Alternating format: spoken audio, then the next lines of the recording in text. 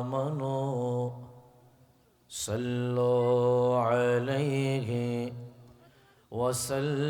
وسلموا تسليما اللهم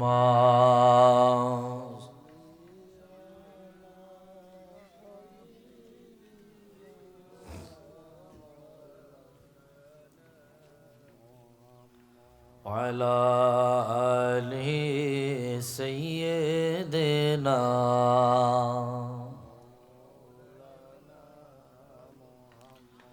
اللهم صل على سيدنا مولانا محمد وعلى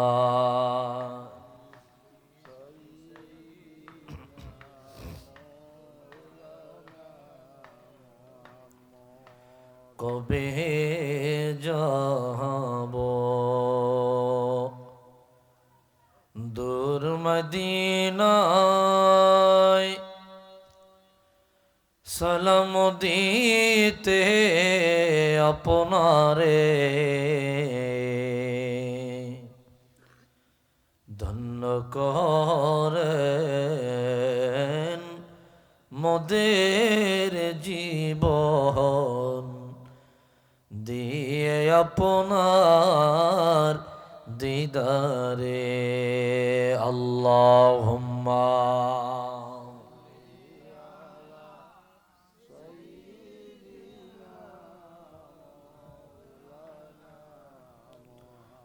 ওয়ালা আলি সাইয়্যিদিনা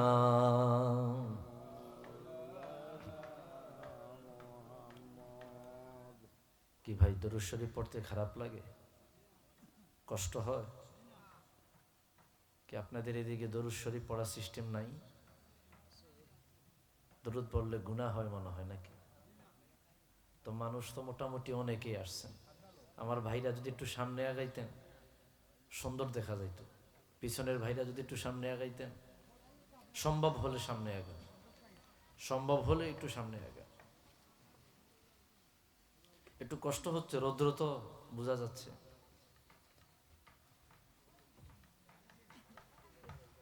কি ভাই বলেন, দরুদ শরীফ পড়লে কি গুনাহ হয়? তা এত মানুষ সবাই যদি অল্প কইরাও আওয়াজ দিতেন তা আওয়াজটা কিন্তু আরেকটু সুন্দর হইতো। এখন আমার কাছে মনে হইতেছে কি আমি একাই কথা কইতে পারি আর আপনারা কেউ পারেন না। আল্লাহ সবাইরে জবান দিছে, একটু স্বীকার করেন জবান দিছে। জবান দিছে কে?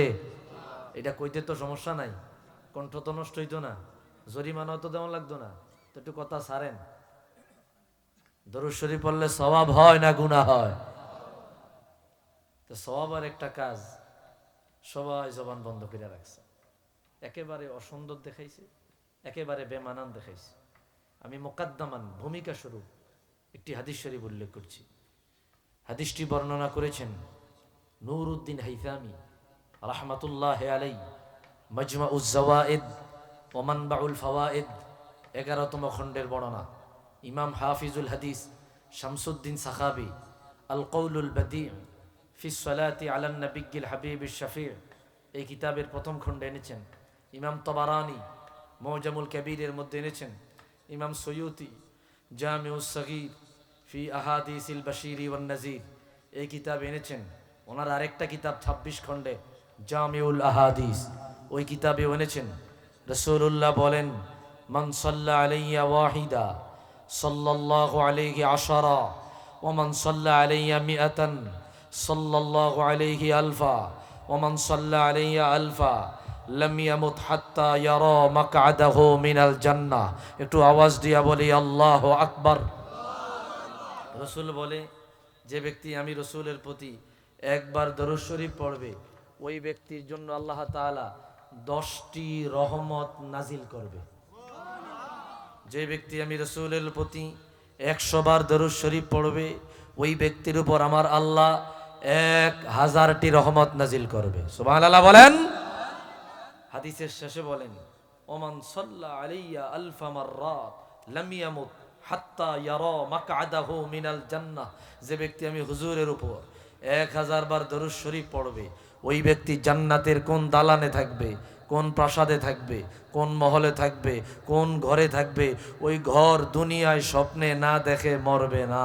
আওয়াজ দিয়া বলি আল্লাহু আকবার। কি দরুদ শরীফের দাম আসেনি?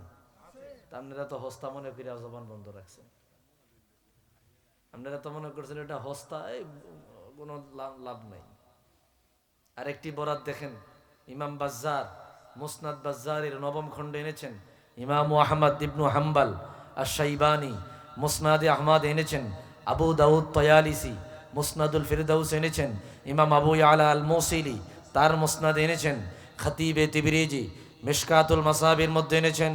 রাসূলুল্লাহ বলেন, ইন্না আউলান নাসি বি ইয়াউমাল কিয়ামাতি আকসারুহুম আলাইয়া সালাতান, কিয়ামতের ময়দানে আমার ওই উম্মত আমার অতি নিকটে থাকবে যেই উম্মত দুনিয়ায় আমার উপর বেশি বেশি দরুদ শরীফ পড়েছে। সুবহান। কি কিয়ামতে রাসূলুল্লাহর কাছে থাকতে চান না? মনে হয় না। চাই চাই চাই চাই, কে কে চাই? দিয়ে হাত তোলা, আল্লাহকে দেখায় দাও। নারায়ে তাকবীর, নারায়ে রিসালাত। দরুদ শরীফের আওয়াজ যদি না দেন কষ্টদায়ক। আরেকটি বরাত দেখেন, আল্লামা ইমাম শামসুদ্দিন জাহাবি তার তালখিসুল হাবিব, যেটা মুস্তাদরাক আলা সহিহাইন, ওই কিতাব থেকে তিনি সহিহ হাদিসগুলার এক করছেন। ইমাম হাকিম মুস্তাদরাক আলা সহিহাইন 3য় খণ্ডে এনেছেন। ইমামে নূরউদ্দিন হাইথামি মাজমাউজ জাওয়ায়েদ ওয়া মানবাউল ফাওয়ায়েদ এনেছেন। রাসূলুল্লাহ বলেন, ইন্না লিল্লাহি মালাইকাতান সাইয়াহিনা ফিল আরদ ইউবাল্লিগুনি মিন উম্মতি আসসালাতু ওয়াসসালাম। আল্লাহর জমিনে একদল ফেরেশতা আছে যাদেরকে সাইয়াহিন বলা হয়। এরা উম্মতের দরুদ সালাম খুইজা খুইজা রাসূলুল্লাহর কদমে পৌঁছায়া দেয়। কি আমরা চাই না আমাদের দরুদ সালাম রাসূলুল্লাহর কাছে পৌঁছাক? চাই না? ইমাম নাসাই সুনান কুবরা আনছেন, নাসাই সুনান সুগরা আনছেন। আলাউদ্দিন হিন্দি কানজুল উম্মাল ফি সুনানিল আকওয়ালি ওয়াল আফআল, যেই কিতাবে প্রায় 42,000 হাদিস আল্লামা আলাউদ্দিন হিন্দি তার কানজুল উম্মালে বর্ণনা করেছেন। রাসূলুল্লাহ বলে, ইন্না আফদালা আইয়ামিকুম ইয়াউমুল জুমআ ফীহি খুলিকা আদম ওয়া ফীহি হুবিতা ওয়া ফীহি নুফিখা ওয়া ফীহি বুইসা ফাইন্নাকুম তুসাল্লুনা আলাইহি ফাইন্না সালাতাকুম মা'রুদাতুন আলাইয়া ফাকালু ইয়া রাসূলাল্লাহ কাইফা তু'রাদু সালাতুনা ওয়া ক্বাদ আরিমতা বিলাইতা ফাকালা ইন্নাল্লাহা হাররামা আলাল আরদি আন তাকুলা আজসাদাল আম্বিয়া। আওয়াজ দিয়া বলি আল্লাহু আকবার। রসুল বলে, জুমার দিন দামি দিন, জুমার দিন শ্রেষ্ঠ দিন, এই দিন বেশি বেশি দরুদ শরীফ পড়ো। এই দিন আদম নবীকে বানাইছে, এই দিন কিয়ামতের ময়দান কায়েম হবে, তোমাদের দরুদ সালাম আমার কাছে পৌঁছানো হয়। সাহাবায়ে কেরাম বলল, হুজুর কিভাবে পৌঁছাবে? আপনি তো মরে যাবেন। বলেন, হ্যাঁ, আল্লাহ তাআলা নবীদের দেহ ভক্ষণ করা মাটির জন্য হারাম বানাইছে। আমি রসুল রওজায় থাকবো, কোন উম্মত, তার ওই উম্মতের নাম কি, তার বাবার নাম, তার দাদার নাম, কোন এলাকা থেকে দরুদ শরীফ পড়েছে, পুরা ডিটেলস অ্যাড্রেস আমি রাসূলুল্লাহর কদমে পৌঁছানো হয়। আমরা কি চাই না আমাদের পুরা অ্যাড্রেস রাসূলুল্লাহর কাছে যাক? এটা আমরা চাই না?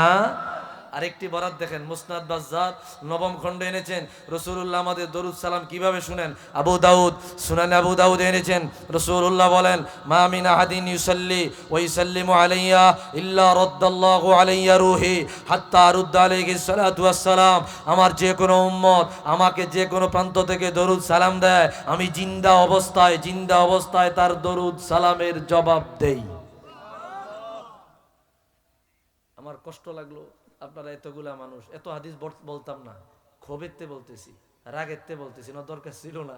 আমার একটা বিষয় আছে, এতগুলা মানুষ আপনারা দরুদ শরীফ পড়লেন না। আরেকটি বরাত দেখেন, নবীজি বলেন, মান সাল্লা ওয়া সাল্লামা আলাইয়া নাইয়ান উবলিগতুহু। আর দুনিয়ার উম্মত যে কোনো প্রান্ত থেকে আমার উম্মত আমার কাছে দরুদ সালাম পৌঁছায়, আমার কাছে ফেরেশতারা পৌঁছায় দেয়। ওমান সাল্লা ওয়া সাল্লামা আলাইয়া ইনদা কবরি সামি'তুহু। আর আমার রওজায় আসিয়া যে দরুদ সালাম দেয়, আমি নিজ জবানে নিজ কানে শুনি, নিজ জবানে জবাব দেই। একটু মহব্বতে জবান খুইলা দারাজ দিলে আওয়াজ দিয়া দরুদ শরীফ পড়ি, আল্লাহুম্মা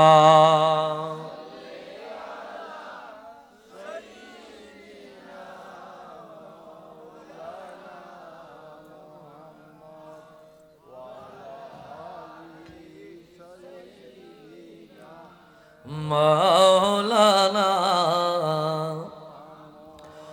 মদিনার ধুলো বালি পहिले সুরমা বানাইব সেই সুরমা চোখে দিয়া নবী গো আপনায় দেখিব আল্লাহ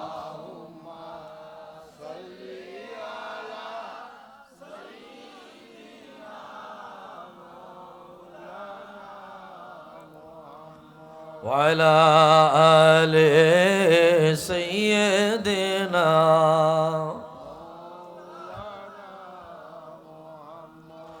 একটু মহব্বতের জবান গুলে জিকির করি লা ইলাহা ইল্লাল্লাহ লা ইলাহা মহব্বতে লা ইলাহা লা ইলাহা জোরে লা ইলাহা ইল্লাল্লাহ লা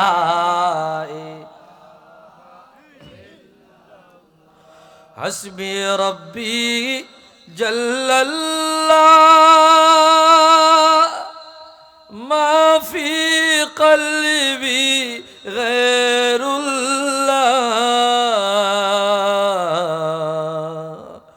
নূর মুহাম্মদ সাল্লাল্লাহু আলাইহি মুহাম্মদ লা ইলাহা ইল্লাল্লাহ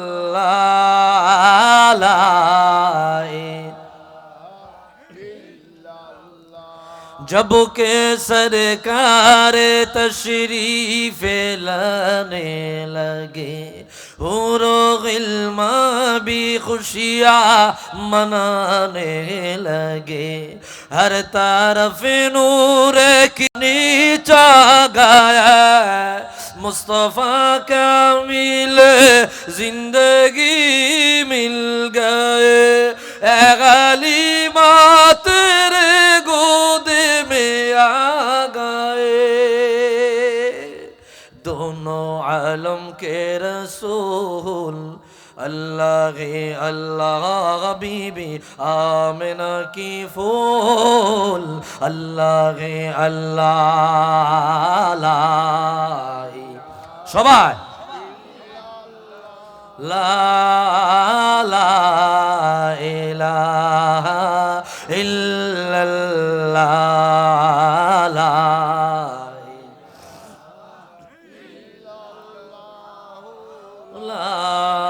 ইলাহা चेहराए मुस्तफा जब दिखाया गया झुक गए तेरे और चंद शर्मा गया आमिना देख कर मुस्कुराने लगी आमिना देख कर मुस्कुराने लगी हवा मरियम भी खुशियाँ मनाने लगी आमिना बीबी सबसे कहने लगी दुआ हो गई कबूल अल्लाह अल्लाह हबीबी आमिना की फूल अल्लाह अल्लाह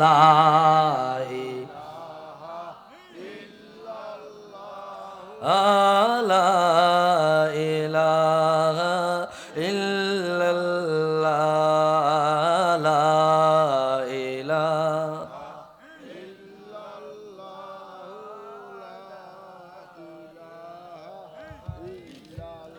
ला इलाहा इल्लल्लाह मुहम्मदुर रसूलुल्लाह সাল্লাল্লাহু আলাইহি ওয়াসাল্লাম। ঐতিহ্যবাহী কোনাগ্রাম বাইতুস সালাম জামে মসজিদের বার্ষিক ওয়াজ ও দোয়ার মাহফিলের মোহতারাম প্রধান অতিথি, আলোড়ন সৃষ্টিকারী বক্তা, বিশিষ্ট ইসলামী চিন্তাবিদ হযরত মাওলানা গাজী মহিবুল্লাহ সিদ্দিকী সাহেব, খতিব বাইতুল আজম জামে মসজিদ মিরপুর। আলোচনা করবেন হযরত মাওলানা খিজির আহমেদ সাহেব চাঁদপুরি, হযরত মাওলানা হুসাইন আহমেদ সুমন সাহেব, হযরত মাওলানা আব্দুল গফুর সাহেব, হযরত মাওলানা রায়হান আহমদ সাহেব। স্টেজ উপবিষ্ট আজকের মাহফিলের মোহতারাম সভাপতি, সহসভাপতি, উলামায়ে কেরাম, মুরব্বিয়ানে ইজাম, কলিজার টুকরা যুবক ভাইয়েরা, ছোট্ট ছোট্ট খোকা মনিরা, পর্দার অন্তরালে আমার শ্রদ্ধেয়া সরলা অবলা মা ও বোনেরা, মহান আল্লাহ জাল্লা শানুহুর আলিশান দরবারে সবটুকুন শুকরিয়া যে আল্লাহ অত্যন্ত দয়া করে মায়া করে প্রচণ্ড গরমের মধ্যেও, যদিও শীতকাল, প্রচণ্ড গরমের মধ্যেও আমাদেরকে কষ্ট সহ্য করে এই খোলা মাঠে বসার মতো তৌফিকটুকুন দান করেছেন। এই জন্য সকলেই একবার রব্বুল আলামিনের আলিশান দরবারে কালিমাতুশ শুকর আদায় করি। জবান খুলে দারাজ দিলে আওয়াজ দিয়ে সকলেই একবার পড়ি আলহামদুলিল্লাহ, আর একটু জোরে পড়ি আলহামদুলিল্লাহ।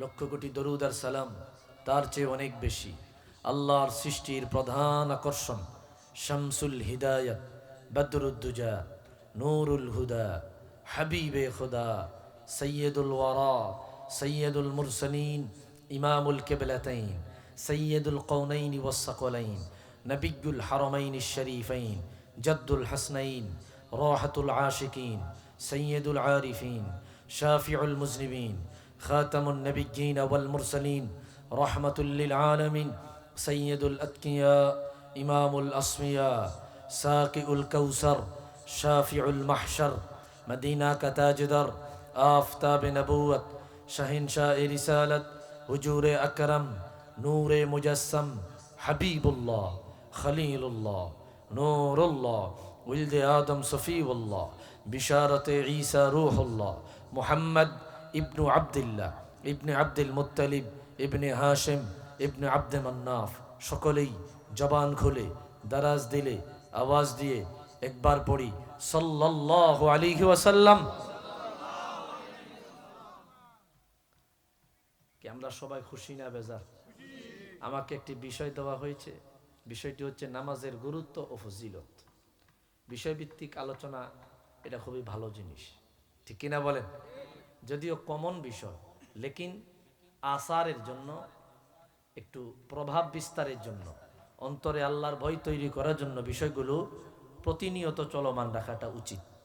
যদিও আমরা সব নামাজ সংক্রান্ত যত হাদিস, যত আলোচনা আছে সবই আমরা কি জানি, তারপরে বলতে হয় কেন? ওই যে কয় না, গুরুত্ব দেওয়ার জন্য। কি দেওয়ার জন্য? গুরুত্ব দেওয়ার জন্য। ভাইরা আমার, নামাজ এটা হচ্ছে আমাদের ঈমান আনার পরে সর্বপ্রথম যে কাজ, সেটা হচ্ছে নামাজ। পুরা ইসলামটা 5টি পিলারের উপরে দাঁড়ায় আছে, তার মধ্যে দ্বিতীয় সেটা হচ্ছে নামাজ বা সালাত। বাইরারে আমার, বন্ধুরারে আমার, গভীর মনোযোগ। ডানে বামে কথা বলবো না, অল্প সময় কথা বলবো। এই জন্য অল্প সময়ের মধ্যে আমি আমার মুকাদ্দামা ভূমিকা ছেড়ে দিয়েছি, নির্ধারিত বিষয়ে কিছু কথা বলে দিয়ে যাই, হাতে পায়ে ধরে বলে যাই, মনের কান লাগায়া শুনেন, কথাগুলো বোঝার চেষ্টা করেন। রব্বুল আলামিন সর্বপ্রথম আমাদেরকে যেই নিয়ামত দান করলেন, ওই নিয়ামত হইল ঈমানের নূর। জগতে বহু মানুষ আছে রে, মানুষ হইয়া দুনিয়ায় আসছে, লেকিন মুসলমান হইয়া আসে নাই। বহু মানুষ আছে রে, ঈমান হারা হইয়া বেঈমান হইয়া কবরে রওনা হয়ে যাবে, ঈমানের তাজাল্লিয়াত, ঈমানের নূর থাকবে না। আল্লাহ তাআলা আমাকে আপনাকে বড় দয়া করেছে, মায়া করেছে, আমাকে আপনাকে ইমানে হালতে রেখেছে, মুসলমান বানাইয়া দুনিয়ায় পাঠাইলো। তবে আল্লাহর কাছে ফরিয়াদ, ও আল্লাহ, মুসলমান বানাইয়া পাঠাইলা, মুসলমান না বানাইয়া কবর নিও না, ইমান খারা বানাইয়া কবর নিও না। এই কারণে আল্লাহ কোরআন কারীমে সতর্ক দিয়ে বলে দিল, ইয়া আইয়ুহাল্লাযীনা আমানুত্তাকুল্লাহা হাক্কা তুকাতিহি ওয়া লা তামুতুন্না ইল্লা ওয়া আনতুম মুসলিমুন। ও ঈমানদারেরা, আল্লাহকে ভয় করো, আল্লাহকে ভয় করো, খবরদার খবরদার মুসলমান না হইয়া মইরো না। এ কারণে আমাদের অনেক বড় নেয়ামত হইল ইমানের নহর, এটা পেয়েছে, এটা ধরে রাখার মধ্যে অন্যতম চালান হইল নামাজ। যার নামাজ আছে তার ইমান আছে, যার নামাজ নাই ওই ব্যক্তি যদিও দাবি করবে মুমিন, যদিও দাবি করবে মুসলমান, যদিও দাবি করবে সে আল্লাহর প্রতি বিশ্বাস রাখছে, রে নামাজ না পড়নে ওয়ালারা মৃত্যুর আগে বেঈমান হইয়া মারা যাওয়ার সম্ভাবনা আছে। একটু আওয়াজ দিয়া কন্যা নাউজুবিল্লাহ।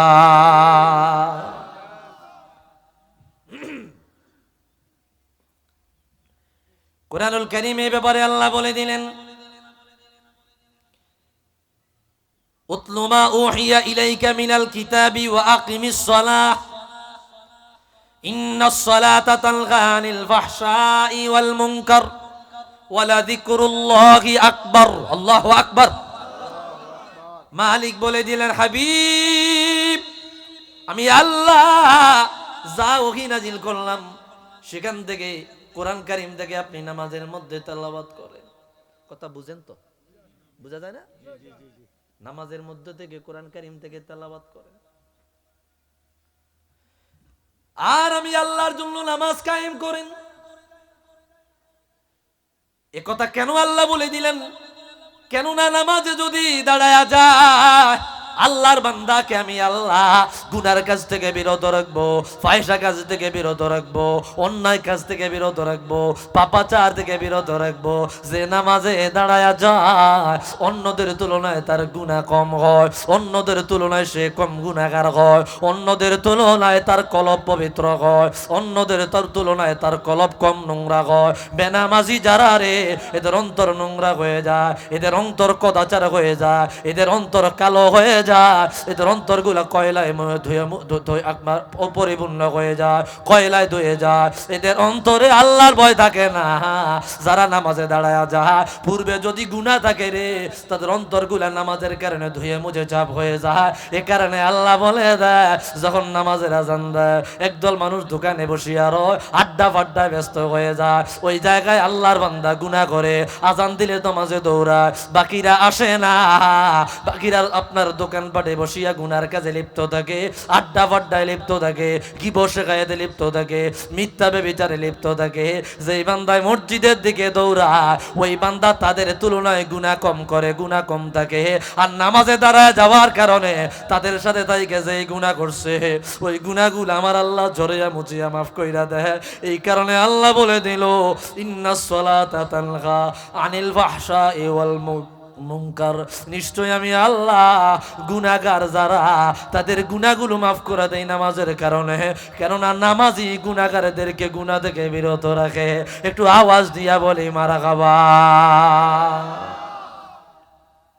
শুধু নামাজি গুনাহগারদেরকে গুনার কাছ থেকে বিরত রাখে। একদল মানুষ দোকানপাটে বসে রইল, মিথ্যা, গীবত, শেখায়াত, পরনিন্দা, পরশ্রীকাতরতা, বিভিন্ন রকমের গুনায় কাজে লিপ্ত হইল। সঙ্গে আর একজন রইল, আজান দিল, সে দৌড়ায়া গেল নামাজ পড়তে 20 মিনিট। এই 20 মিনিট এরা গুনাহ করলো, এই বান্দারে আল্লাহ নামাজের কারণে 20 মিনিটের জন্য গুনাহ থেকে মুক্ত রাখলো। আল্লাহু আকবার। এক, 2 নম্বর যে নামাজে দাঁড়াইলো, তার গুনাহগুলো আমার আল্লাহ রাব্বুল আলামিন ঝরে ঝরে জমিনে ফেলাইয়া দিল। ইমামে নুরউদ্দিন হাইথামি রাহমাতুল্লাহ আলাইহি এ ব্যাপারে হাদিস আনলেন। ইমামে হুমাইদি রাহমাতুল্লাহ আলাইহি মুসনাদে হুমাইদির প্রথম খণ্ডের প্রথম হাদিস, রাসূলুল্লাহ বলে মান আজনাবা যামবান, যে ব্যক্তি গুনাহ করলো অতবার গুনাহ হয়ে যাওয়ার পর অন্তরে আমি আল্লাহর ভয় চলে আসলো, আমি আল্লাহর ভয় চলে আসলো, আল্লাহর বান্দা ফাতাওয়াদ্দু উযু করলো, তাওয়াদ্দু আন হাসানান, উত্তম উযু করলো, উত্তম উযু করিয়া মসজিদে দৌড়াইলো, নামাজে দাঁড়ায়া গেল, 2 রাকাত নামাজ পড়লো, সালাম ফিরাইয়া 2 হাত তুলিয়া বলল, আল্লাহ গো তুমি আমারে ক্ষমা করে দাও, তুমি আমারে মাফ করে দাও। হযরত আবু বকর হাদিস বর্ণনা করলো, রাসূলুল্লাহ বলে রে ওই অন্যায় হয়ে যাওয়ার পর ওযু করিয়া মসজিদে ঢুকিয়া 2 রাকাত নামাজ পড়লো, নামাজ পড়িয়া যখন আল্লাহর কাছে 2টা হাত তুলিয়া দিল, আল্লাহ বলল ফাগফারতু যুনুবাহু কাওয়ালাদাতহু উম্মুহু, মা যেমন নবজাতক সন্তান জন্ম দেয়, মা যেমন শিশু সন্তান জন্ম দেয়, তার যেমন কোনো গুনাহ থাকে না, এই বান্দা মসজিদ থেকে বের হয়ে যায় নবজাতকের মতো। একটু আওয়াজ দিয়া বলি আল্লাহু আকবার। তো আল্লাহ যে বলল ইন্নাস সালাতা তানহা আনিল ফাহশাই ওয়াল মুনকার, নিশ্চয়ই আমি আল্লাহ গুনাহগারদেরকে গুনাহ থেকে মুক্ত রাখি নামাজের কারণে, নামাজি মানুষদেরকে গুনার কাজ থেকে বিরত রাখে। আমার ভাইরা, যে বিন্দির অন্তরে, যে বান্দার অন্তরে গুনার জন্য অনুশোচনা আসলো, সে ওযু করলো, মসজিদে দৌড়াইলো, গুনাহ করার জন্য নয় বরং গুনাহ ছাড়ার জন্য। কথা বুঝতেছেন বাবা? তো এখানে যারা আছেন এবার একটা জবাব দেন, কি আমাদের গুনাহ আছে না নাই? আসেনি? যারা কয় না এরা এক একজন ওলি আল্লাহ বুজুর্গ, আর আমরা সবার গুনাহ আছে। কি গুনাহ আসেনি? স্বীকার করেন। তওবার প্রথম স্তর হইল স্বীকার করা। তওবার স্তর 3টা, আন-নাদামা, তওবা, নাদামা।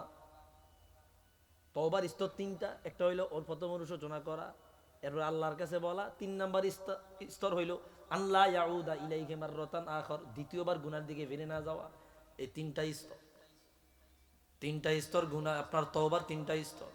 এই যে স্বীকার করা প্রথম, তওবার প্রথম স্তর স্বীকার করা, আল্লাহ আমি অন্যায় করেছি, পাপ করেছি, এটা স্বীকার করা, জবান দিয়া বলা। কেননা রাসূলুল্লাহ বুখারী বর্ণনা বলে দিল কুল্লু বানি আদম খাত্তা ওয়া খায়রুল খাত্তাইনা তাওয়াবুন, প্রত্যেকটা বনি আদম গুনাহগার, তবে গুনাহগারদের মধ্যে কিছু উত্তম গুনাহগার আছে। বলে উত্তম গুনাহগার কারা? যারা বলে আল্লাহ আমি গুনাহ করেছি, এটা স্বীকার করেছে, তারা হইল দামি গুনাহগার। গুনাহগার আবার দামি হয় কেন?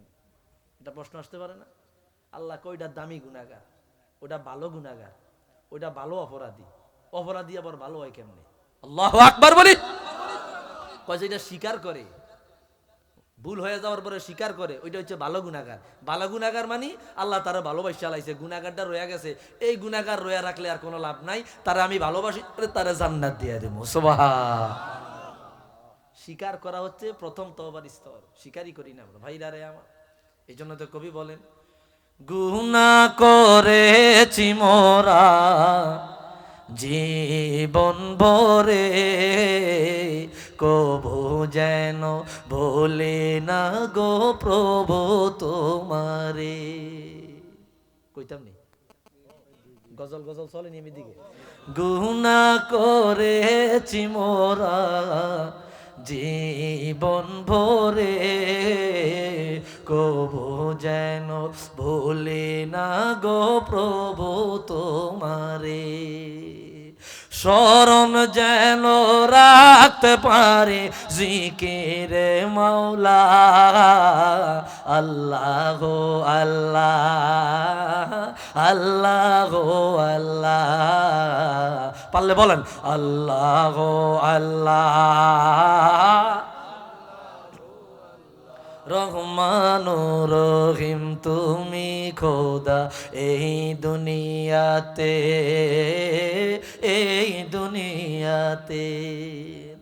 দূর করে দাও সব কালিমা, দূর করে দাও সব কালিমা, এই কলব হতে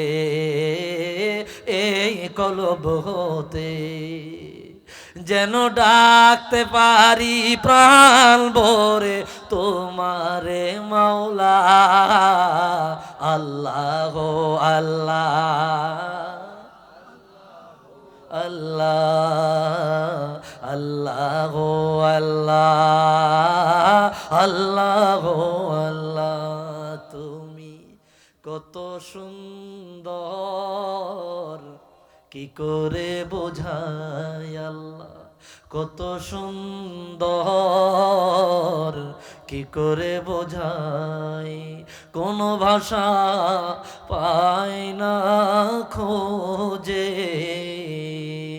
তোমার তুলনা তুমি নিজে তোমার তুলনা তুমি নিজে আল্লাহ কত সুন্দর কি করে বোঝায় গজল কি চলে এইদিকে থাক পরে কম থাক ভাইরা রে আমার বন্ধুরা রে আমার এই জন্য নামাজ গুনার থেকে বিরত রাখে তো বিরত রাখবে কেমনে আগে গুনাহটা স্বীকার করতে হবে আমি নরমালি কথা বলতেছি সমস্যা নাই তো প্রোগ্রাম বেশি তো আজকে এই জন্য গলারে বেশি প্রেসার দেওয়া যেত না বুঝেন না কথা বুঝলেই আলহামদুলিল্লাহ যদি বুঝতে পারেন আলহামদুলিল্লাহ দিনে আপনাদের এদিকে প্রোগ্রাম আমাকে এদিকে হয় না তো আবার যে খুব ভালো লাগলো মানুষ ভরিয়া গেছে এই বিয়ানীবাজারে দিনে প্রোগ্রামে দেখলাম আমি আরো কয়েকটা বড় লেখা আইছিলাম দিনে দেখলাম ভালো মানুষ এবং খুব স্বতঃস্ফূর্ত ভাবে শুনতেছে আলহামদুলিল্লাহ কর আল্লাহ কবুল করুক কোন আমিন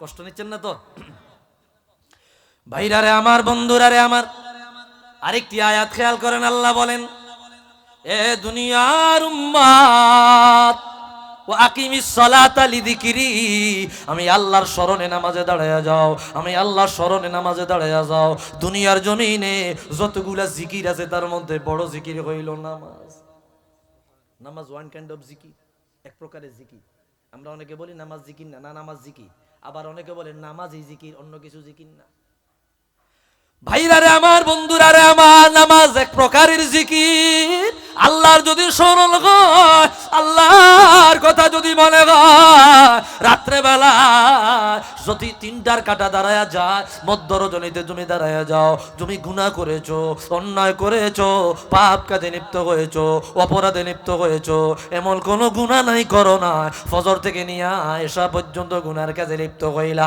বাতি নিভায়া দিলা বালিশের সাথে মাথা লাগাইয়া দিলা চোখের পানি ছাড়িয়া দিলা সবাই ঘুমায়া রইলো তুমি রাত্রে বেলায় দাঁড়াইয়া ঠান্ডা পানি দিয়ে ওযু করিয়া যায় নামাজ বিছাইয়া যখন আল্লাহর সামনে দাঁড়ায়া যাবা এটাকে বলা হয় ওয়া আকিমিস সালাতা লিযিকরি আমি আল্লাহর স্মরণে নামাজে দাঁড়ায়া যাও এরা কারা রে এরা হঠাৎ কইরা তৈরি হয় সারা জনম গুনাহ করলো সারা জনম অন্যায় করলো সারা জনম পাপ করলো হঠাৎ করে অন্তরে চলে আসলো আল্লাহ গো দুনিয়ার মালিকের কয়েকদিন অবাধ্য হইল মালিক বের করে দেয় তুমি আমার মালিক এত বড় মালিক সারা জমন তোমার জমিনে অন্যায় করলাম তুমি তোমার জমিন থেকে বের করলা না মালিক এত অপরাধ করেছি তুমি তোমার জমিন থেকে আমারে বের করে দাও না যখন অন্তরে আল্লাহর ভয় তৈরি হয়ে যায় রাত্রে বেলায় নামাজে দাঁড়ায়া যায় নামাজে দাঁড়ায়া যায় আল্লাহর সামনে দাঁড়াইয়া নামাজে দাঁড়ায়া যায় আল্লাহকে সিজদা দেয়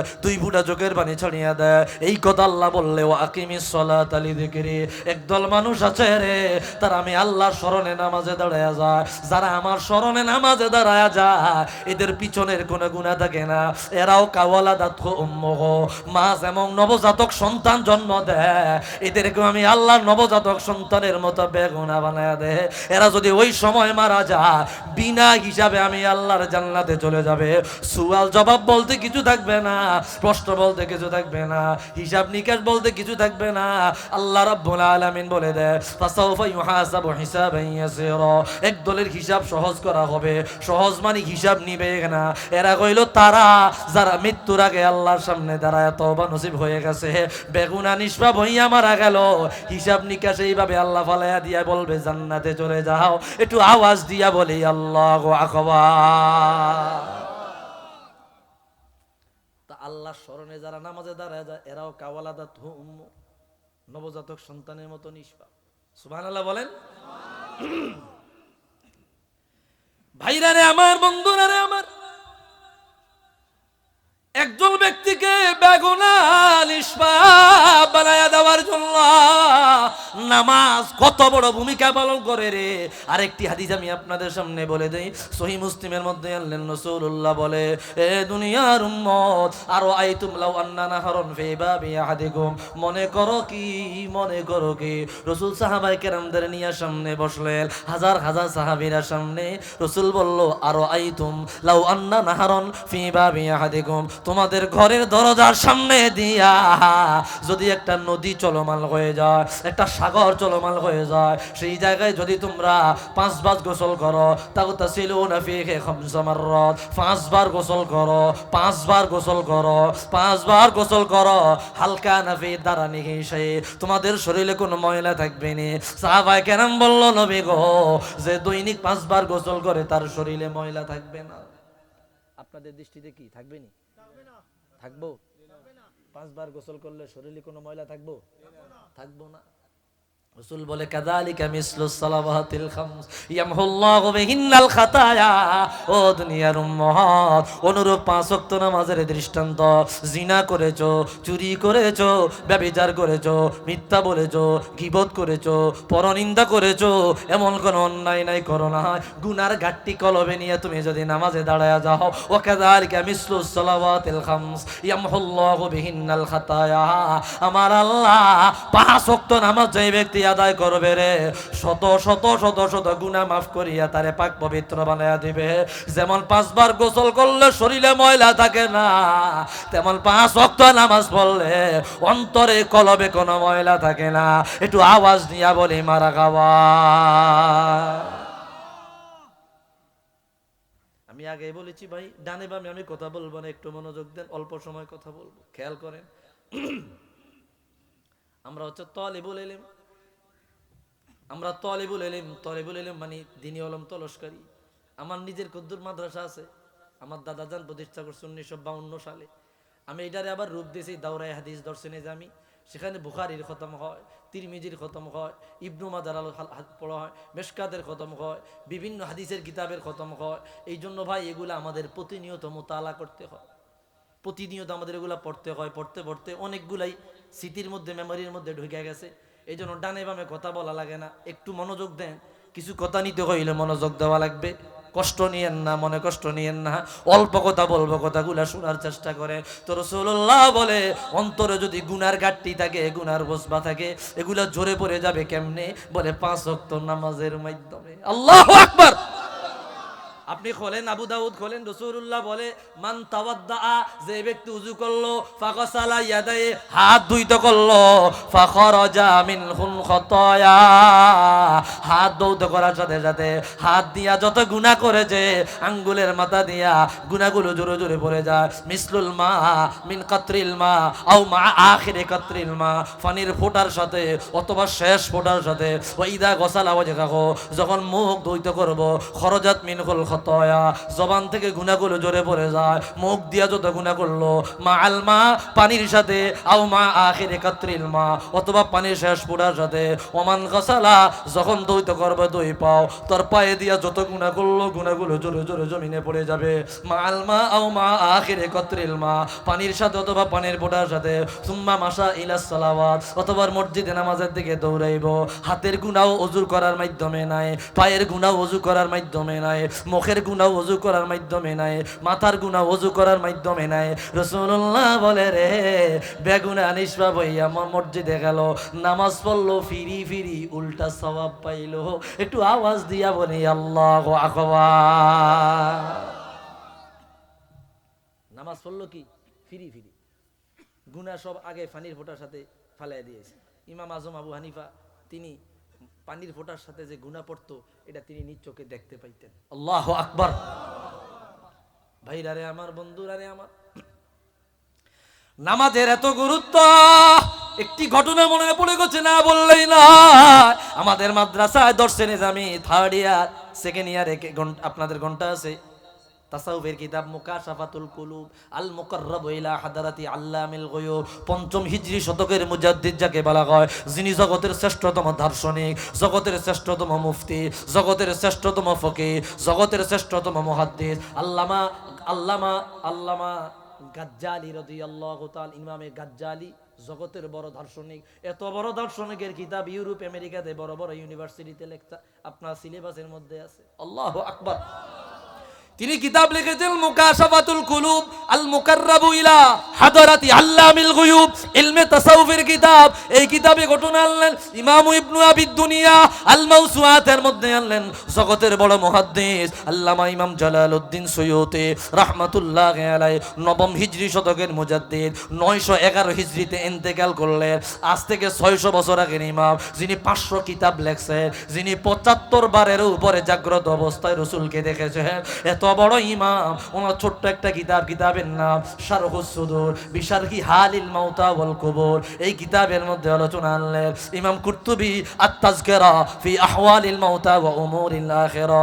এই কিতাবের মধ্যে আনলেন ইমাম সাফুরি লুজহাতুল মাজালিস ওয়া মুনতাখাবুন নাফাইস। এই কিতাবের মধ্যে আনলেন, ঘটনাটা গুরুত্ব আছে দেখে এতগুলা রেফারেন্স দিলাম, নইলে দেওয়ার দরকার ছিল না।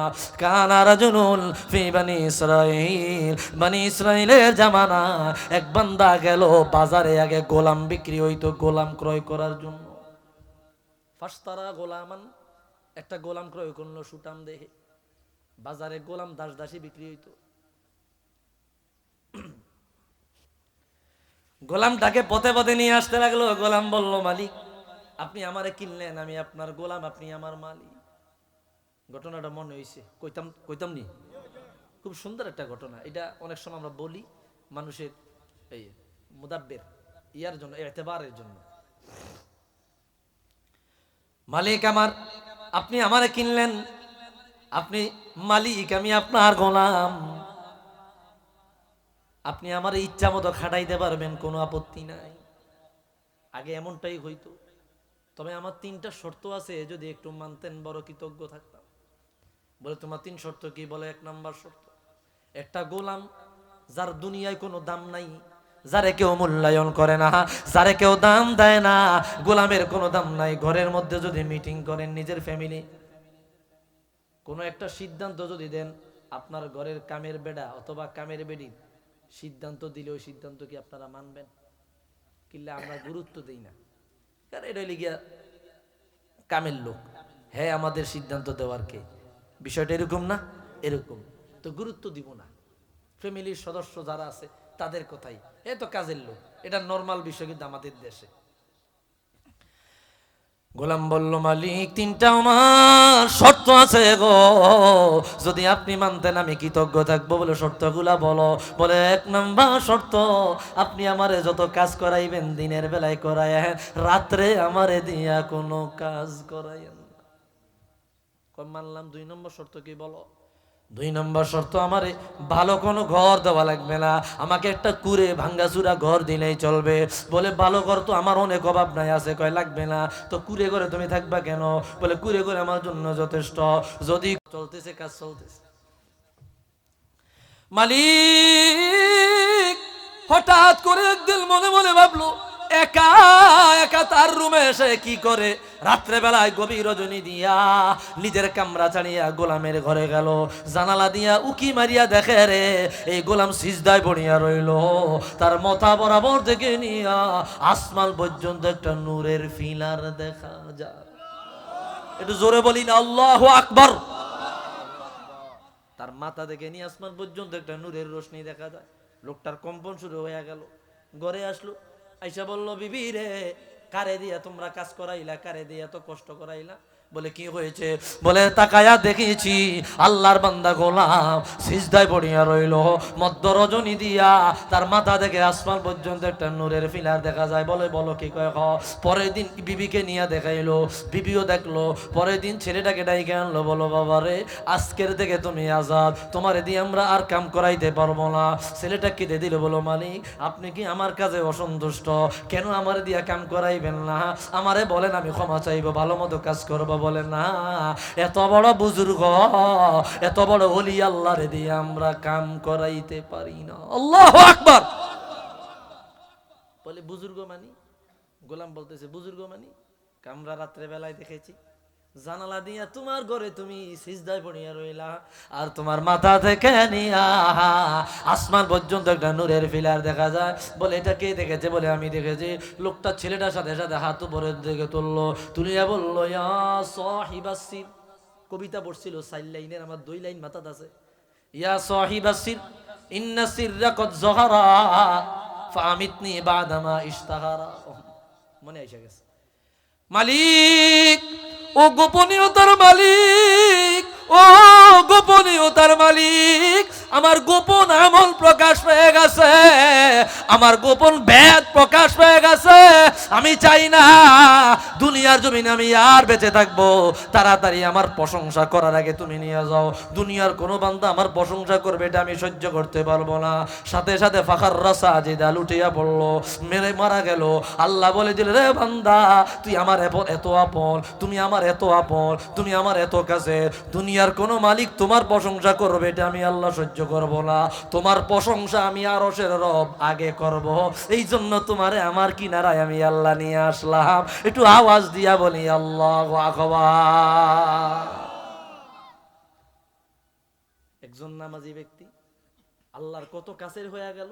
আল্লাহ বলতেছে তোমার প্রশংসা শুধু আমি রব করব, আমি আগে তোর প্রশংসা করব। আর এই দিক দিয়ে সে হাত তোলার সাথে সাথে আল্লাহ তার মৃত্যু দিল। আল্লাহ, দুনিয়ার কেউ আমার প্রশংসা করুক আমার ইবাদতের কারণে, এটা আমি সহ্য করতে পারবো না, তুমি আমারে নিয়ে যাও। সাথে সাথে ছেলেটা মারা গেল।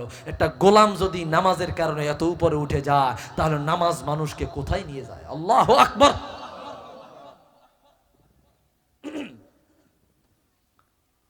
কষ্ট হইতেছে আপনাদের? খারাপ লাগে আপনাদের? এটা দরুদ শরীফ পড়ে সাল্লাল্লাহু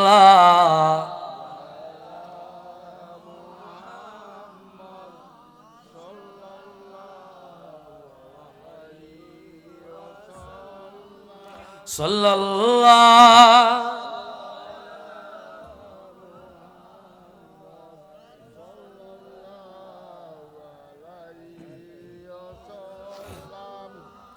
ভাইরা রে আমার, বন্ধুরা রে আমার, আরেকটি আয়াত দেখেন। আল্লাহ বলে দিলেন, ওয়াকিমিস সালাতা তারাফাইন নাহারি ওয়া যুলাফাম মিনাল লাইল। আল্লাহু আকবার। এ দুনিয়ার উম্মত, দিনের 2 প্রান্তের নামাজ আদায় করা এবং রাত্রের নামাজ আদায় করো। যুলাফাম মিনাল লাইল, দিনের 2 প্রান্তের নামাজ আদায় করো এবং রাত্রের নামাজ আদায় করো। ফজর থেকে মাগরিব পর্যন্ত আদায় করো এবং এশার নামাজ আদায় করো। রাসূল আল্লাহ রাব্বুল আলামিন এক আয়াতে 5 ওয়াক্ত নামাজের কথা বলে দিলেন। এরপরে বলে দিলেন, ইন্নাল হাসানাত ইউযহিবুনাস সাইয়্যাত, নিশ্চয় নেক আমল বান্দার বদ আমলকে ধ্বংস করে দেয়, বদ আমলকে নষ্ট করে দেয়। একটু আগে যে কথা বলেছিলাম, নামাজ এটা নেক আমল। এই নেক আমল আপনার গুনাহগারে ধ্বংস করে দিবে, অন্যায়গুলাকে ধ্বংস করে দিবে, পাপগুলাকে ধ্বংস করে দিবে।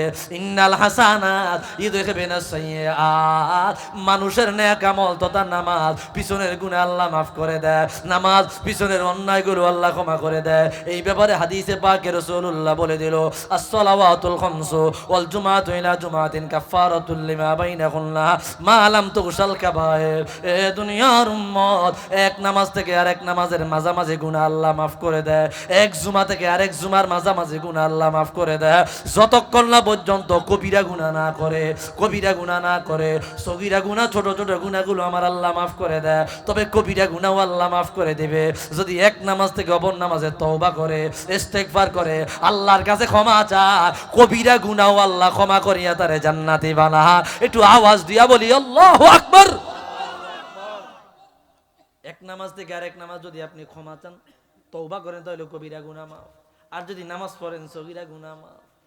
কেননা আমাদের কদমে কদমে গুনাহ, পরতে পরতে গুনাহ, একেবারে এত গুনাহ, এত গুনাহ, এত গুনাহ। আমাদের গুনাহ হাজার হাজার, আপনার স্বীকারোক্তি নাই একবারও, স্বীকারোক্তি নাই একবারও, তওবা নাই একবারও।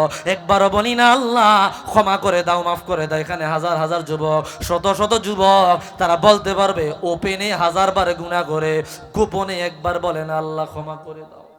লজ্জা লাগে, অথচ গুনাহ করতে লজ্জা লাগে না। অভাব নাই, অভাব নাই। ও ভাই, আদরের ভাই, ও যুবক ভাইয়েরা রে আমার, মুরব্বী বাবারা, হাতে পায়ে ধরে বলে যাই, মৃত্যু আসার আগে একটু সংশোধন করি। মৃত্যু আসার আগে নামাজি হয়ে যায়, মৃত্যু আসার আগে আল্লাহ রাব্বুল আলামিনের একনিষ্ঠ বান্দা হয়ে যায়, মৃত্যু আসার আগে গুনাহগুলো মাফ করে আনে, মৃত্যু আসার আগে অন্যায়গুলো ক্ষমা করে আনে, মৃত্যু আসার আগে কলবটাকে পবিত্র বানিয়ে নে। কেননা কবি বলে দিয়েছেন, মানুষ কই যায় রে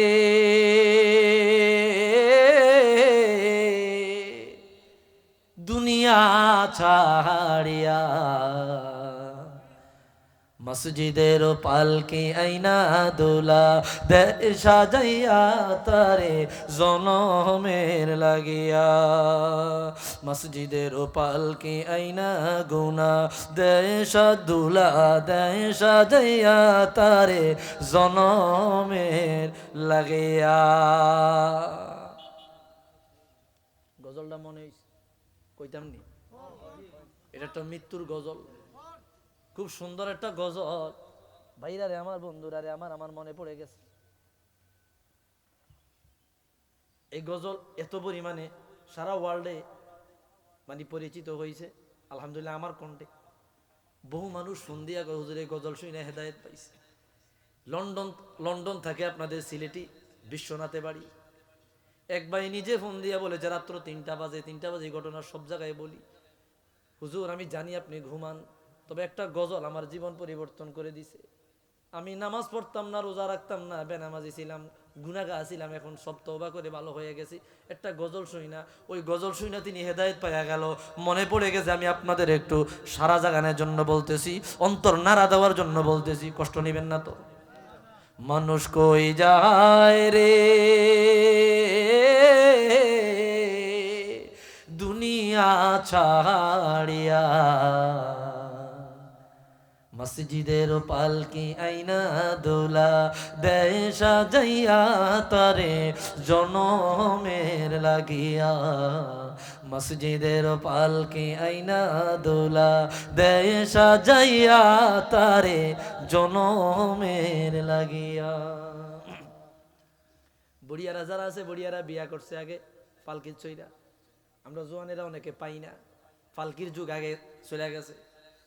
হয়তো বা মুরব্বীরা বিবাহ শাদী করছে, এখন যদি কেউ একটা পালকি আনে, যুবকরা কি করবো, গিয়া বইব, সেলফি তুলবো। কি রে সেলফি তুলস কিনলে, ফেসবুকে ছাড়বো, এটা মজা। কিন্তু এই বিবাহ করার লাই যে পালকি, এটা সবাই বর্তমানে চড়ার একটা ভাগ্য হয় না, সবার নসিবে হয় না, কিন্তু মনে চায় সবার। মসজিদের বারান্দা একটা পালকি দেখা যায়, সারাদিন দেখা যায়, মনে চায় না গিয়া চড়ি বসি, ডর লাগে। কিরে ডরাস কে রে, কোনো ভালো লাগে না, ভয় লাগে।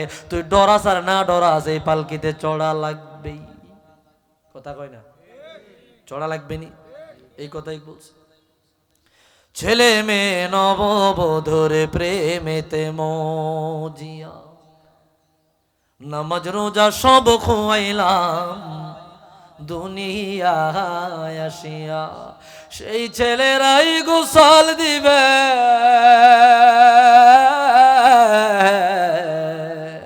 সেই ছেলেরাই গোসল দিবে মশারি টানায়া, মসজিদের পালকি আইনা দুলা দেয় সাজাইয়া তারে জনমের লাগিয়া। মানুষ কই যায় রে দুনিয়া ছাড়িয়া, মসজিদের পালকি আইনা দোলা দেয় সাজাইয়া তারে জনমের লাগিয়া। এই বাড়ির লাগি করলা তুমি কত মারামারি, মামলা মোকদ্দমা করে খোয়াইলা রে কড়ি, ঠিক কিনা কন্যা? জায়গা জমিন নিয়ে দ্বন্দ্ব, ভাইয়ে ভাইয়ে দ্বন্দ্ব, বাবা ছেলে দ্বন্দ্ব, চাচা ভাতিজা দ্বন্দ্ব, ভাইয়ে বইনে দ্বন্দ্ব, 1 ইঞ্চি 1 ফুট জায়গা নিয়ে রক্তারক্তি, হানাহানি, মারামারি, খুন খারাপি হয়। একজন কবরে যায়, আরেকজন হাজতে যায়, মাঝখান দিয়া ওই জমিন আরেকজনে ভোগ কইরা খায়। একটু আওয়াজ দিয়া কোন ঠিক কিনা? এই বাড়ির লাগি করলা তুমি কত মারামারি, মামলা মোকদ্দমা করে খোয়াইলা রে কড়ি, আজকে তুমি যাবে চলে, আজকে তুমি যাবে চলে সব কিছু ছাড়িয়া, মসজিদের পালকি আইনা দুলা দেয় সাজাইয়া তারে জনমের লাগিয়া। একটু আওয়াজ দিয়া বলেন মারহাবা। আর একটা হাদিস শরীফ বলবো ভাই, নামাজের কত গুরুত্ব। বুখারীর বর্ণনা, কিতাবুস সালাত, নামাজ অধ্যায় আসছে, লাম্মা ইশতাদ্দা মারাদু রাসূলিল্লাহি সাল্লাল্লাহু আলাইহি ওয়াসাল্লাম আমার রাহমাতুল লিল আলামিন ইন্তেকাল শরীফের আগ নিয়ে যখন অসুস্থতা বেড়ে যায়, রাসূলুল্লাহ আম্মা আয়েশা সিদ্দিকার ঘরে, হুজুর ইন্তেকালের আগে আম্মা আয়েশা সিদ্দিকা রাদিয়াল্লাহু আনহার ঘরে। তা আম্মা আয়েশা সিদ্দিকার গড্ডাই এখন রাসূলুল্লাহর রওজা। সুবহানাল্লাহ বলেন। আম্মা আয়েশা সিদ্দিকার ঘরটাই রাসূলুল্লাহর রওজা। এগুলা প্রাসঙ্গিক কথা, এগুলা মনে আইলে অনেক কথা আয়া হড়ে, সব কথা কইতে গেলে সময় কুলাইতো না। দেখেন রাসূলুল্লাহর ইন্তেকালের পরে 3টা ইখতিলাফ হয়, কিভাবে গোসল দেওয়া হবে, কিভাবে জানাজা দেওয়া হবে, কোথায় দাফন করা হবে। 3ও ইখতিলাফ সাহাবায়ে কেরাম সমাধান দিছে, সুস্থ সমাধান। সুবহানাল্লাহ বলেন। একটা ইখতিলাফ ছিল আইনা দুফিনা রাসূলুল্লাহ, কোথায় রাসূলকে দাফন করা হবে। আবু বকর বলল প্রত্যেক নবীকে ওই জায়গায় রাখা হয় যেই জায়গায় তারা ঘুমায়। তো আম্মাজান আয়েশার খাট সিদ্দিকের খাট সরায় রওজা নন খরগল ওই জায়গায় রাখলো। তো রাসূলুল্লাহর রওজা মানে রাসূলুল্লাহর ঘর, এখান থেকে রাসূল হাদিস বলছে মা বাইনা বাইতি ওয়া মিনবারি রাউযাতুম মিন রিয়াদিল জান্নাহ, আমার ঘর আর আমার মেহরাব মাঝামাঝি জায়গাটা জান্নাতের বাগান। আল্লাহু আকবার। তো খেয়াল করেন রাসূলুল্লাহ ওই ঘর থেকে জানালা ছিল, জানালা দিয়ে উকি মারলে ওই দেখা যাইতো সাহাবায়ে কেরাম মসজিদে আসছেন। যদি দেখতো সাহাবায়ে কেরাম কাতার বাইরে আইছে, জানালা ফালায় দরজা দিয়ে বাইরে হুজুর মসজিদে ঢুকতেন। এই ছিল অবস্থাটা।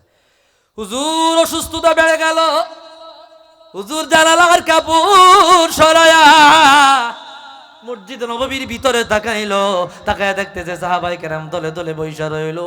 ইন্তাজারা রাসূলুল্লাহ, ইন্তাজারা লি রাসূলিল্লাহ সাল্লাল্লাহু আলাইহি ওয়াসাল্লাম, তারা রাসূলুল্লাহর জন্য অপেক্ষা করতেছে। রাসূল আসবে রে, ইমামতি করবে, আমরা রাসূলের পিছনে নামাজ পড়ব। হুজুর তাকায়া চোখের পানি ফেলায় আর কান্দে, এ আয়েশা রে পানি দাও, ওযু করব, আমি নামাজ পড়াবো। হুজুর দাঁড়াইলো, ওযু করলো, ফাগাশা মাগশিয়া, অজ্ঞান হয়ে পড়ে গেল। আবার দাঁড়াইলো, হুজুর বলল নামাজ পড়ছেনি, কয় না, কয় পানি দাও, ওযু করব। ওযু করলো, ফাগাশা মাগশিয়া, আবার অজ্ঞান হয়ে পড়ে গেল। 3বার জ্ঞান হারাইনে, চতুর্থবার বলল মরু আবা বকরিন লিউসাল্লি বিন্নাস, আমি যাইতে পারবো না। আয়েশা রে, আবু বকর রে বলো নামাজের ইমামতির কাতারায় দাঁড়ায়া নামাজ পড়ায়া দেখ। আবু বকর রে আদেশ করা হলো। আবু বকর সামনে গেল।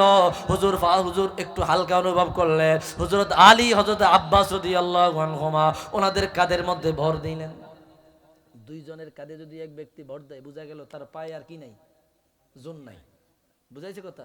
বুখারীর হাদিস, রাসূলুল্লাহর আবু বকর, হযরত আলী এবং হযরত আব্বাস রাদিয়াল্লাহু আনহুম আজমাইন নিয়ে গেল। হাদিসে স্পষ্ট আসছে রে, রাসূলুল্লাহর পায়ের আঙ্গুল মোবারক লেসরায়া গেছে, রেখা পড়ে গেছে, জমিনে রেখা পড়ে গেছে। আবু বকর সামনে গেলে, রাসূলুল্লাহ যখন আসতে লাগলো পিছন থেকে সাহাবায়ে কেরাম তালি দিল, আল্লাহু আকবার বলল, সুবহানাল্লাহ বলল। বলার কারণে আবু বকর বুঝলো রাসূলুল্লাহ আসলো। আবু বকর পিছনে চলে আসতে লাগলো।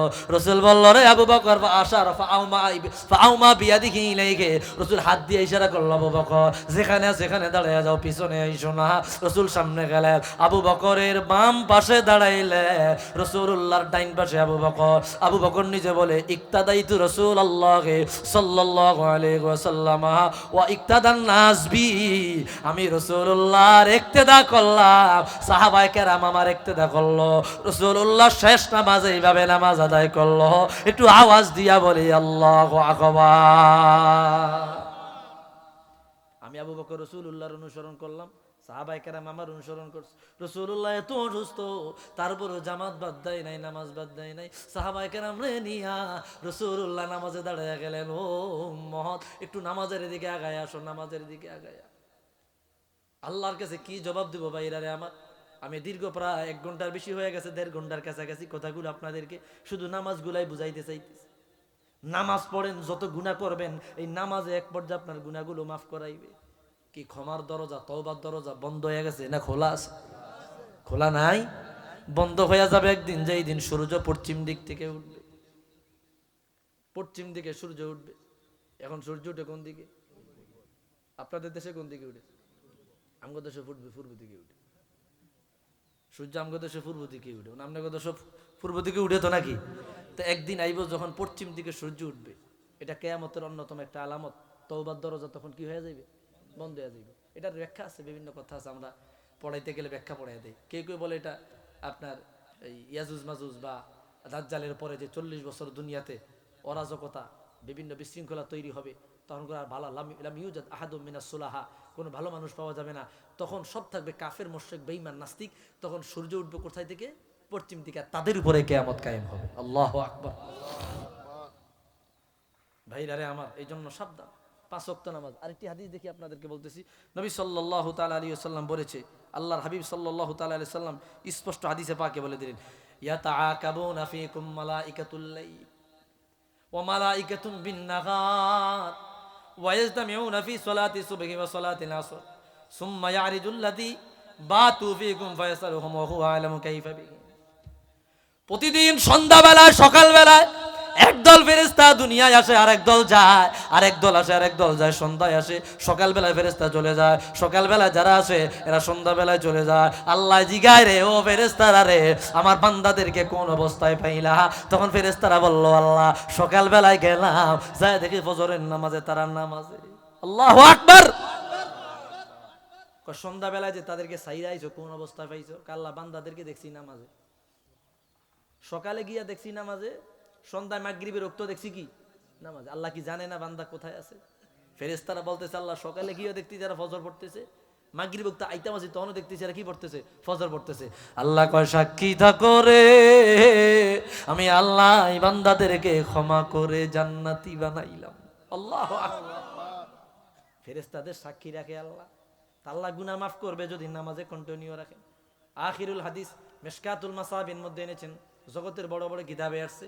নূরউদ্দিন হাইতামি বর্ণনা করেছে, তবারানি মুজামুল কবির আনলেন, আবু বকর বাইহাকি শুআবুল ঈমানে আনলেন, ওনার আরেকটা কিতাব সুনানুল কুবরার মধ্যে আনলেন, ইউশিকু আন ইয়াতি আলান নাসি জামান লা ইয়াবকা মিনাল কুরআনি ইল্লা ইসমুহু ওয়া লা ইয়াবকা মিনাল ইসলাম ওয়া লা ইয়াবকা মিনাল ইসলামি ইল্লা ইসমুহু ওয়া লা ইয়াবকা মিনাল কুরআনি ইল্লা রাসমুহু মাসাজিদুহুম আমিরাতুন ওয়া হিয়া খরাবুম মিনাল হুদা উলামাউহুম শাররুন মান তাহতা আদিমিস সামাওয়াতি ওয়াল আরদ। একটু আওয়াজ দিয়া বলি আল্লাহু আকবার। রাসূলুল্লাহ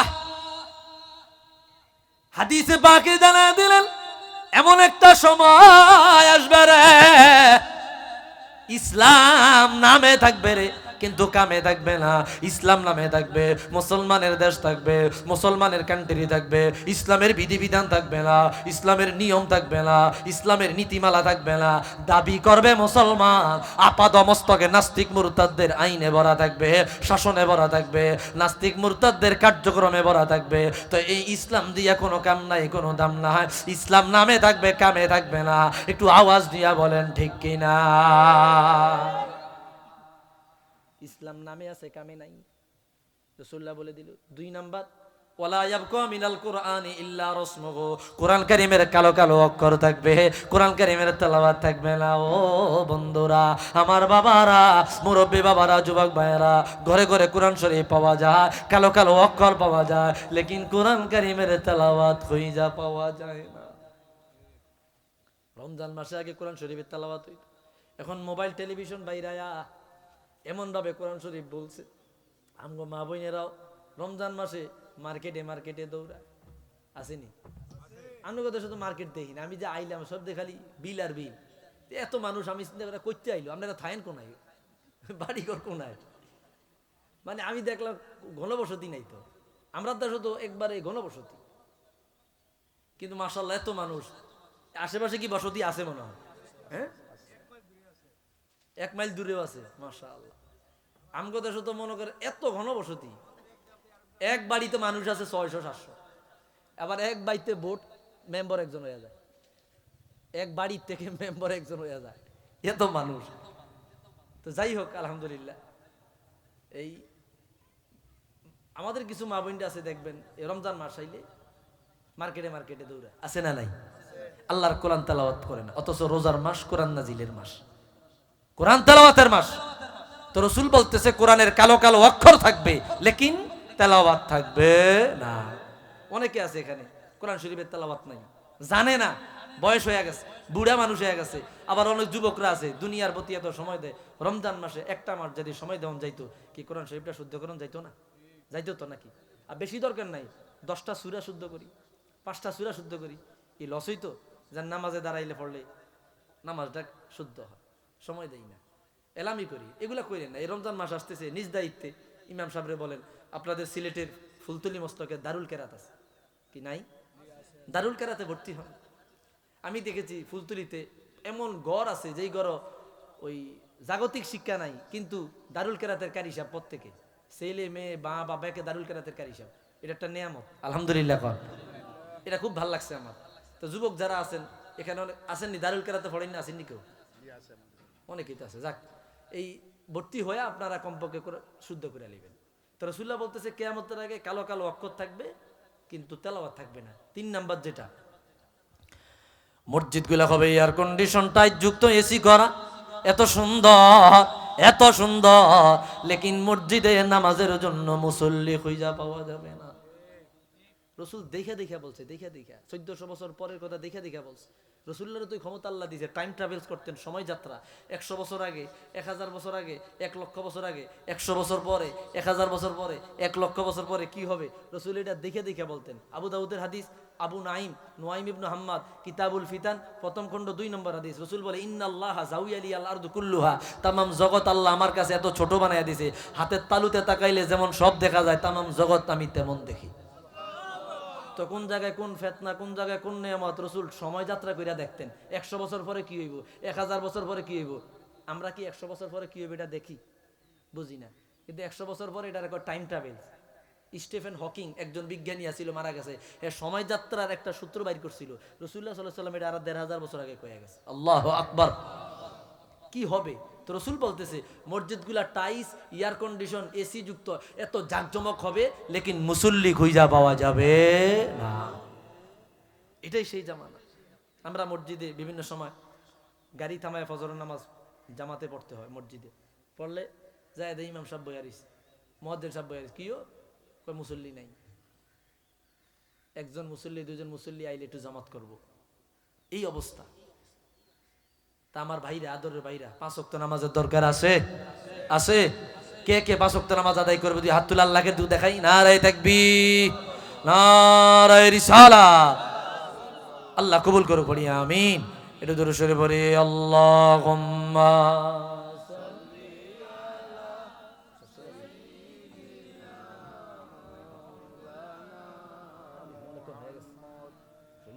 আচ্ছা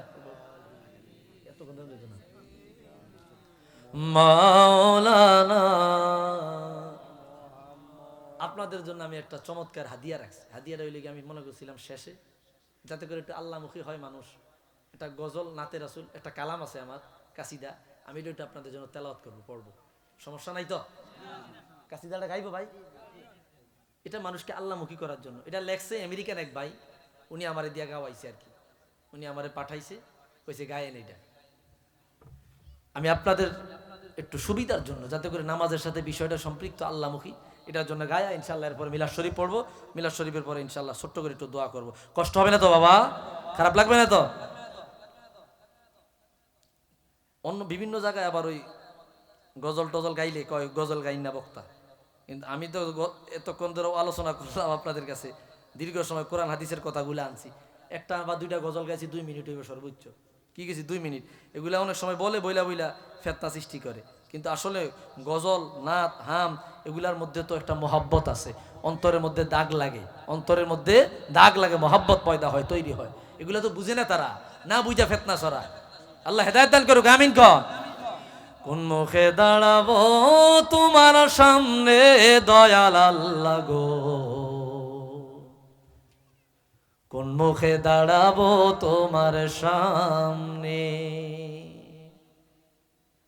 সর্বহারা কুল বিনাশী পাপের বোঝা সঙ্গে দয়াল আল্লাহ গো, কোন মুখে দাঁড়াবো তোমার সামনে।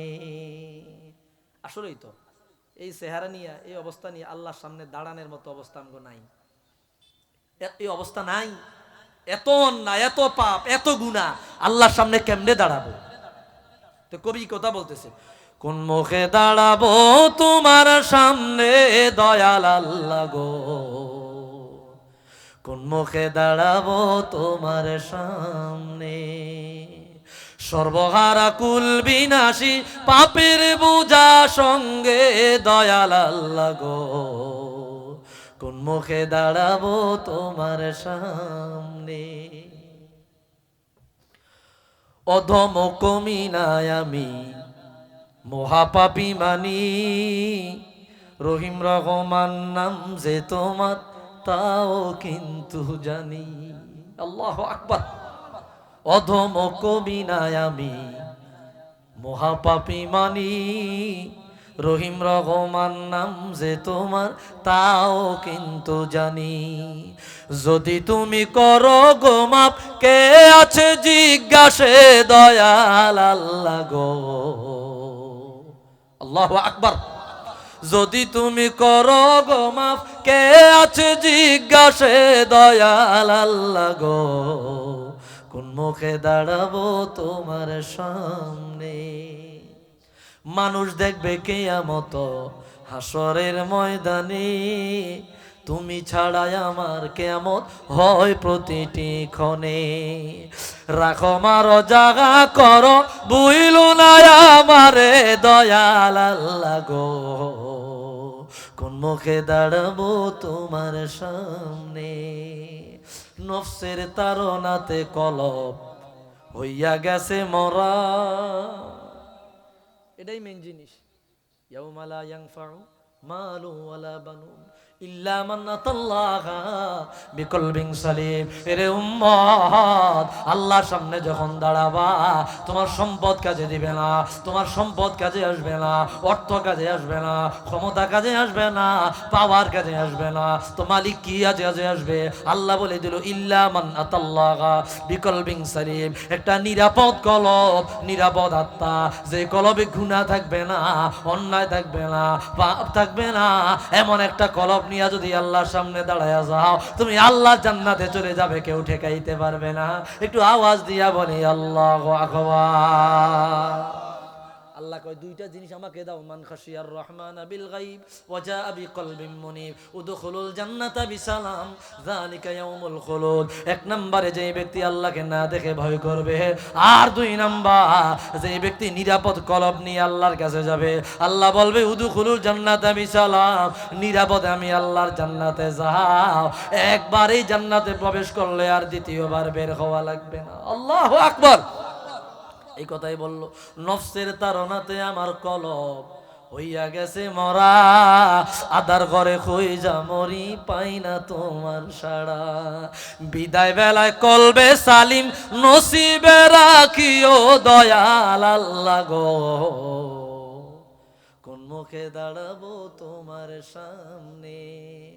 যার কথা শুনিয়া তোমায় রব বলিয়া জানি, এই জীবনে দেখলাম না তার চন্দ্রমুখ খানি। এই নেশারির ঘুমের ঘরে দেখাও রূপনে খারি দয়াল আল্লাহ গো, কোন মুখে দাঁড়াবো তোমার সামনে। আল্লাহ তুমি আমাদেরকে পবিত্র বানায়া, একেবারে নির্ভেজাল বানায়া, বেগুনা বানায়া, নিষ্পাপ বানায়া তোমার সামনে দাঁড় করা। এখন আমি একটু জোরে বলি আমি। কষ্ট দিয়ে লাইছি, এখন একটু মিলাদ শরীফ পড়বো। মিলাদ শরীফের পরে আমি একটু মুখতাসার দোয়া করব। আমার কথায় রাগ হইয়েন না ভাই, কষ্ট নিয়েন না। প্রথমে আপনাদেরকে একটু মনে হয় একটু মানে অ্যাঙ্গেলে, ভিন্ন অ্যাঙ্গেলে একটু বকা দিছিলাম, দুরূদ শরীফের আওয়াজটা বাইর করে নিলে অনেকে হয়তো বা কষ্ট পাইছেন।